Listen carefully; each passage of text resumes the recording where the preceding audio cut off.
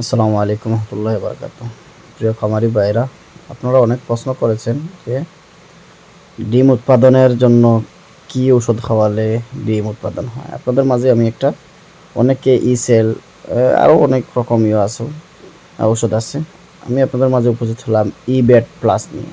এটা আমি বর্তমানে ব্যবহার করতেছি আমার খামারে। আপনারাও ব্যবহার করে দেখতে পারেন, অনেক ভালো প্রোডাক্ট। এটার সব নিয়মকানুন গায়ে লেখা আছে। 100 মিলির একটা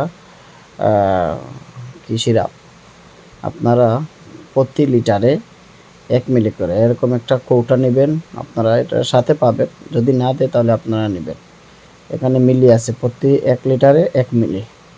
এই হিসাব করে আপনার যত লিটার পানিতে পানি লাগবে এত লিটারে আপনারা সমপরিমাণ আপনারা ওষুধ দিয়ে দিবেন।